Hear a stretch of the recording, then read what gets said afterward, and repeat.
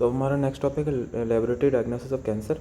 ठीक है, तो इस टॉपिक में अपन को क्या पढ़ना है कि कैंसर को अपन कैसे डायग्नोस कर सकते हैं, कौन से रीज़न का कैंसर है और किस किस मैकेनिज्म से, कौन से मेथड से अपन को पता चलेगा कि कैंसर कौन से टाइप का है। ठीक है, फिर इसमें क्या होता है, confirmation of neoplastic lesion require cytological and histopathological examination of suspected organ और टिश्यू। ठीक है, लैब डायग्नोसिस में क्या करते हैं, cytological and histopathological examination of suspected organ और टिश्यू पहले करते थे, अब मॉलिकुलर मेथड्स वगैरह भी आ गए तो वो भी हैं। सबसे पहले अपन मॉर्फोलॉजिकल मेथड से स्टार्ट करते हैं, वो भी साइटोलॉजिकल एग्जामिनेशन।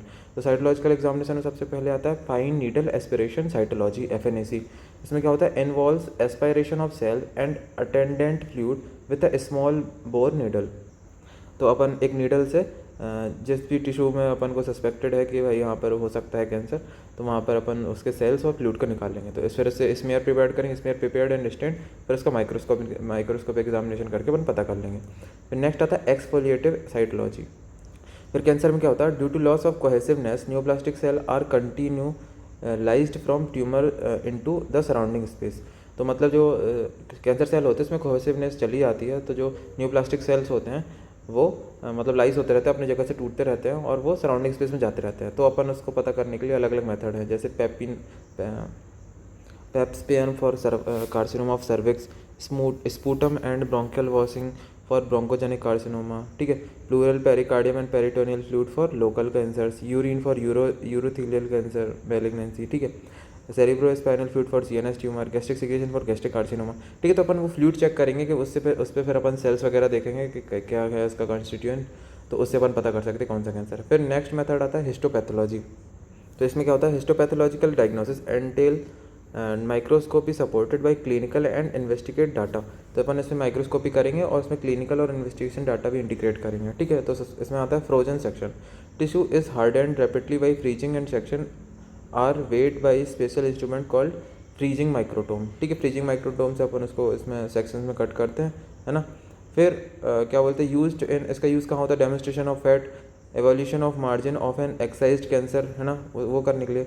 फिर रैपिड डायग्नोसिस क्या, frozen section is use for quick histologic diagnosis with in minute and use for determination the nature of tumour, benign और malignant lesion, specially when the patient is still on the operation table. अगर patient operation table पे है, फिर अपन ने उसको surgery कर रहे हैं और कोई ऑर्गन है, तो अपन ने उस ऑर्गन का सैंपल लिया और उसको अपन यही रैपिड डायग्नोसिस फ्रोजन टेक्निक जो है अपनी फ्रोजन सेक्शन से इसे देखेंगे और पता करेंगे कि ये जो ट्यूमर है वो मैलिग्नेंट है कि बेनाइन, तो उसको हटाना है कि नहीं हटाना है, तो ये इससे पता चलता है। ठीक है, तो ये हो गया अपना दूसरा मेथड हिस्टोपैथोलॉजी। फिर थर्ड मेथड आता है हिस्टोकेमिस्ट्री और साइटोकेमिस्ट्री। इसमें अपन अलग अलग स्टेन्स यूज़ करते हैं अलग अलग रीजन को स्टेन करने के लिए, जैसे बेसमेंट मेम्ब्रेन और कोलेजन को स्टेन करने के लिए अपन पास stain, reticulin, van Gieson, Masson स्ट्राइकम ये स्टेन यूज़ करेंगे। ग्लाइकोजन को स्टेन करने के लिए पास विद डाइस्टेज लॉस ये स्टेन यूज़ करेंगे। ग्लाइकोप्रोटीन के लिए पास, एंजाइम्स के लिए myeloperoxidase, acid phosphatase, alkaline phosphatase. तो ये स्टेनिंग वाले मेथड आ जाएंगे, तो हिस्टोकेमिस्ट्री में आ जाएगा ये। फिर नेक्स्ट आता है इम्यूनो हिस्टोकेमिस्ट्री और इम्यूनोसाइटोकेमिस्ट्री। तो इसमें क्या होता है, it is an immunological method of identifying the antigenic component in the cell और one of its component by using specific antibody. तो ये इम्यूनोलॉजिकल मेथड है जिसमें अपन जो सेल की एंटीजेनिक कंपोनेंट है, एंटीजन को अपन डिटेक्ट करेंगे किससे, स्पेसिफिक एंटीबॉडीज से, जो अपने पास स्पेसिफिक एंटीबॉडीज है उससे। ठीक है, यूजेस ऑफ इम्यूनोहिस्टोकेमिस्ट्री कहाँ कहाँ पर होगा, कैटेगराइजिंग द अनडिफरेंशिएटेड कैंसर, है ना। तो अनडिफरेंशिएटेड कैंसर को कैटेगराइज करने के लिए अलग अलग कौन कौन से कैंसर होते हैं। Determine the origin of poorly differentiated metastatic tumour, उसका ओरिजिन डिटरमाइन करने के लिए कहाँ से आया है। Select the mode of treatment and to know the prognosis, treatment select करने के लिए, है ना, और उसकी प्रोग्नोसिस अच्छी है, गुड प्रोग्नोसिस है कि बैड प्रोग्नोसिस है, वो डिसाइड करने के लिए। फिर नेक्स्ट आता है इलेक्ट्रॉन माइक्रोस्कोपी।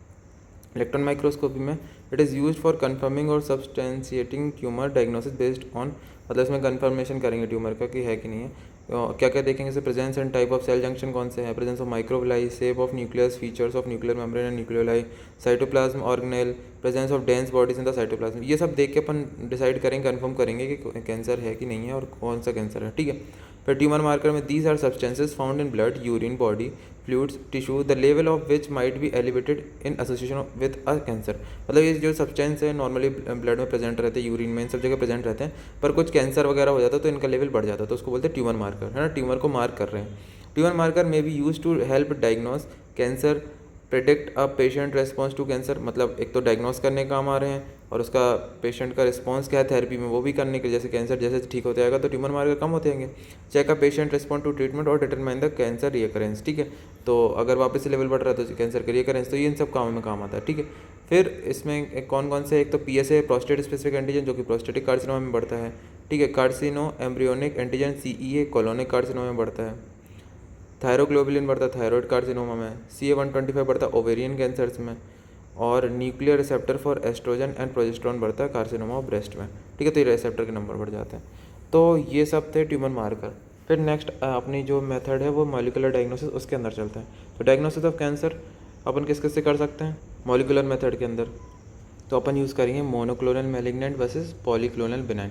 तो होता क्या है, to differentiate between polyclonal proliferation of T और B cell from malignant monoclonal proliferation. तो अगर मोनोक्लोनल एंटीबॉडीज अपन को दिख रही हैं तो वो है मैलिग्नेंट प्लोरिफरेशन, और अगर नॉर्मल जो अपनी बॉडी में रिएक्शन वगैरह हो जाती है, कुछ इन्फेक्शन होता है, तो भी तो सेल का नंबर बढ़ता है T सेल और B सेल का, तो उसमें पॉलीक्लोनल प्लोरिफरेशन दिखेगा। तो ये ऐसे अपन डिफरेंशिएट कर देंगे। फिर आता है chromosomal alteration, many haematopoietic neoplasm, leukaemia, lymphoma and few solid tumors, Ewing sarcoma, are characterized by particular translocation that can be detected by FISH technique or by PCR। तो इसलिए क्या बोलना चाहिए, क्रोमोसोमल अल्ट्रेशन से कुछ ट्रांसलोकेशन होता है ना। जैसे कि बहुत सारे कैंसर हैं, बर्केट लिम्फोमा में, एक्यूट माइलोइड लिम्फोमा में कुछ ना कुछ ट्रांसलोकेशंस होते हैं क्रोमोसोम में, उस वजह से कैंसर होता है ना। तो उसको डिटेक्ट करने के लिए अपन PCR और FISH जो FISH टेक्निक है उसका यूज़ करेंगे और पता करेंगे कि इसमें ट्रांसलोकेशन हुआ है कि नहीं हुआ, और ट्रांसलोकेशन हुआ होगा तो कैंसर होने के चांसेस हैं, ठीक है। फिर नेक्स्ट आता है detection of hereditary predisposition of cancer. Germline mutation in many tumor suppressor gene are associated with the increased risk for the specific cancer। मतलब germline mutation मतलब पहले से ही अगर किसी में वन म्यूटेशन है किसी जीन में, तो चांसेस हो सकते हैं उस कैंसर के डेवलप होने के, है ना। जैसे किसी की मदर को या सिस्टर को ब्रेस्ट कैंसर है पहले, तो उसको फैमिली में कोई भी होगी फीमेल, तो उसमें ब्रेस्ट कैंसर होने के चांसेस ज़्यादा हैं, क्योंकि उसमें कुछ जीन का म्यूटेशन हो गया है और वो इनहेरिट होकर उसकी डॉटर और उसमें आ सकता है, ठीक है। This will help in prophylactic surgery, counselling of relative at risk, for example BRCA1, BRCA2 and RET प्रोटोएनकोजीन, ठीक है। इन सब में म्यूटेशन हो सकती है। फिर for therapeutic decision it is useful in target therapy, मतलब कौन सी थेरेपी अपन को यूज़ करनी है, इन सब के लिए भी अपन ये मॉलिकुलर यूज़ कर सकते हैं। फिर molecular profiles of tumour present method like DNA microarray technology can measure the expression of single gene to all gene in the genome instead of only one gene at time.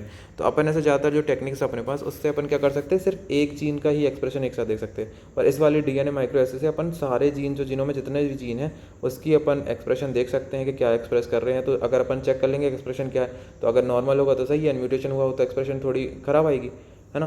तो ये सब था अपने lab diagnosis of cancer में। बहुत वैसे तो बहुत बड़ा होता है, पर अभी अपने लिए इतना ही काम का एग्जाम्स के पॉइंट ऑफ व्यू से।